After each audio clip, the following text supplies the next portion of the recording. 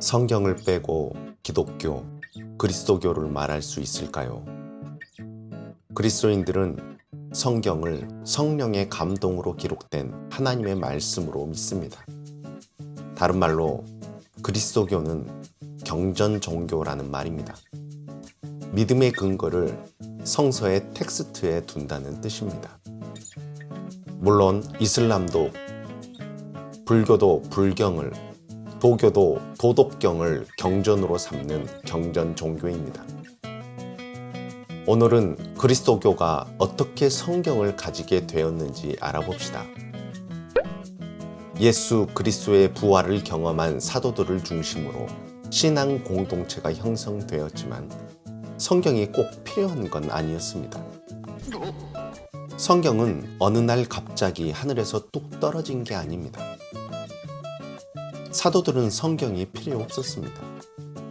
예수님이 하신 말씀과 행적들을 구전의 방식으로 전했고 무엇보다 자신들이 죽기 전에 예수께서 재림할 것이라 믿었기 때문입니다.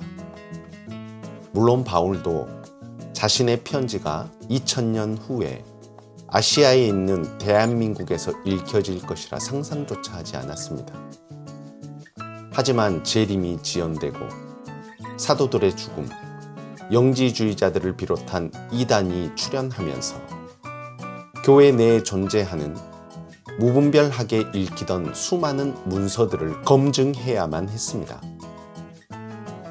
여기에 대해 70년 로마에 의해 성전이 붕괴되고 유대교는 율법을 강화하면서 교회는 유대교로부터 독립해야 했고 신앙의 근거를 확정해야만 했습니다. 결국 교회는 당시 교회에서 읽히던 여러 문서들 중에서 일부를 성경으로 인정하는 정경화를 거치게 된 겁니다. 이것을 이상하게 생각할 필요가 없습니다. 모두 역사적 사실이며 무엇보다 이 사실로 성경의 권위가 훼손되는 게 아닙니다. 우리는 성경이 마법처럼 판타지처럼 우리 손에 쥐어져서 믿는 게 아닙니다. 성경이 담고 있는 하나님에 대한 인식, 예수님을 향한 신앙 고백이 사람의 통찰을 뛰어넘기 때문에 하나님께서 스스로 자신을 우리에게 드러내셨다고 하나님의 말씀이라고 신앙하는 겁니다. 비유적으로 고전이 아주 오래전에 기록되었지만 고전이 담고 있는 통찰과 선견이 뛰어나 필독서가 되는 것처럼 고전이 후대에 계속해서 사람들에게 읽혀지고 감동을 주는 것처럼 성경이 담고 있는 통찰과 인식이 사람의 인식을 뛰어넘는 깊이가 있기 때문입니다. 먼저 교회는 유대교가 인정한 39권의 구약 성경을 그대로 인정하고 성경으로 받아들였습니다. 유대교의 구약 정경화는 백령경, 유대교의 얌니아 회의라고 알려져 있습니다. 물론 유대교는 모세 오경을 비롯한 역사서, 선지서를 회당에서 오랫동안 사용하면서 그 전에 이미 구약의 정경화는 완성되었다고 볼 수 있습니다. 그럼에도 성전이 완전히 무너진 후 신앙의 근거가 사라진 유대인들은 유대교의 정체성 유지를 위해 39권의 성경을 강조해야만 했습니다. 이후 교회도 유대교의 구약을 그대로 인정한 겁니다. 다만 교회 안에선 약간의 논란이 생겼습니다. 유대교는 정경화 과정에서 철저히 히브리어로 기록된 문서만 성경으로 인정했습니다. 이건 당연합니다. 유대교는 전통과 민족성을 그들의 정체성으로 강조했기 때문입니다. 이 말은 반대로 히브리어가 아닌 다른 언어로 기록된 문서가 당시에 많이 존재했지만 거부했다는 뜻입니다. 당시 이스라엘은 바벨론 포로기를 거치면서 그리스 문화권에 사는 유대인들을 위해 헬라어로 전승된 문서도 함께 가지고 있었습니다. 하지만 유대교는 이를 인정하지 않았습니다. 문제는 교회는 유대교와 상황이 달랐습니다. 교회 안에는 유대인만 있는 게 아니었습니다. 물론 교회 지도자는 대부분 유대인이었지만 헬라파 그리스도인, 이방 그리스도인들도 교회 안에 많았기 때문입니다. 결국 히브리어 문서뿐 아니라 헬라어로 기록된 문서도 성경으로 인정받아야 한다는 주장이 힘을 얻었지만 교회는 이 부분을 명확하게 결정하지 못한 채 오랜 세월이 흘렀습니다.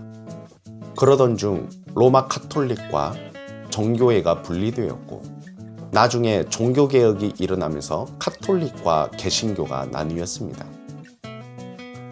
물론 헬라어로 기록된 문서를 성경으로 받아들일 것인가의 문제는 여전히 남아있는 상태로 말입니다.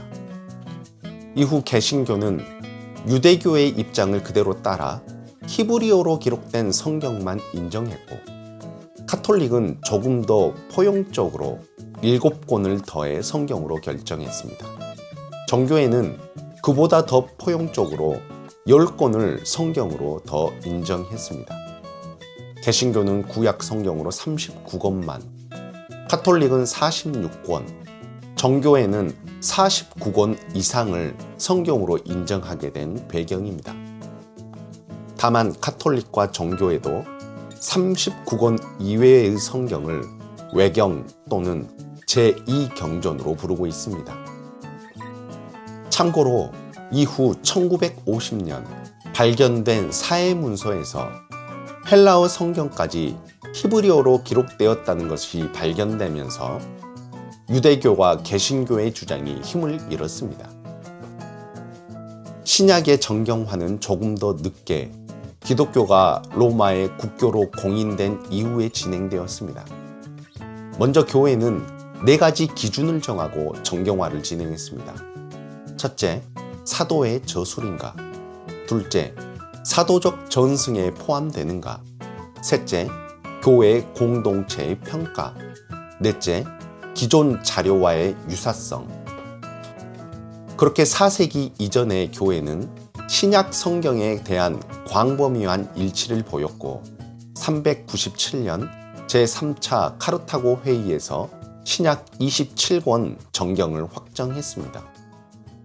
당연히 신약 성경 27권은 그리스도교 3대 종파 모두 똑같이 인정합니다. 이제 우리의 관심은 교회가 성경을 결정하면서 가장 중요하게 생각했던 것이 무엇인가입니다. 이것이 오늘날 우리가 성경을 읽으면서 관심을 가져야 할 주제이기 때문입니다. 성경은 처음부터 끝까지 줄기차게 하나님은 누구신가? 신약에선 예수님은 누구신가 질문하고 있습니다. 이는 다른 말로 그리스도교가 성경을 사랑한다는 것은 하나님은 누구신가? 예수님은 누군가 질문을 멈추지 않겠다는 의지입니다. 하지만 안타깝게도 성경을 사랑한다는 교회와 성도는 이 질문에 대해 무관심합니다. 성도는 자신을 천국으로 인도하고 당장 내 기도를 들어주는 신적 존재로서 예수를 원할 뿐입니다. 사실 그가 누군지는 관심이 없습니다. 예수 믿으면 뭘 받는데 질문할 뿐입니다. 교회도 성장 만능주의에 빠져 하나님을 알라딘 램프 요정으로 치부할 뿐 스스로 존재하는 자리에 올라서려고 합니다. 복음서가 왜 예수의 출생에 대해 말해야 했는지, 사도들이 예수를 하나님의 아들이라고 고백할 수 없었던 이유에 대해, 유대인들이 역사 경험을 통해 경험한 하나님이 어떤 분인지 모두 지루하고 따분하게 생각할 뿐입니다. 그저 믿고 구원받아 천국에 가면 끝이라고 생각합니다. 성경 속 기적과 십자가만 취사 선택할 뿐입니다. 도스토예프스키의 까라마조프가의 형제들에는 이런 내용이 나옵니다. 교회가 세상 사람들을 사로잡으려면 예수, 당신 방식으로는 절대로 안 된다. 세상 사람들은 특별히 세 가지를 원한다. 그것은 기적과 신비와 권위이다. 그래서 우리가 지금 예수 당신을 이렇게 이단으로 처형하고 잡아 가두고자 하는 것 아닌가? 성경에는 무관심에 대한 처절한 정황이 담겨 있습니다. 하나님이 누구신지 끊임없이 질문하고 예수 그리스도에 대한 변증이 그치지 않는, 그래서 하나님께 한 걸음 더 다가갈 수 있다면, 그래서 십자가와 부활을 느낄 수 있다면 그 이상은 바라지 않겠다는 간절한 기대가 담겨 있습니다. 기억하십시오. 성경을 사랑한다는 말은 하나님이 누구신지, 예수가 왜 하나님의 아들인지 끊임없이 질문한다는 뜻입니다.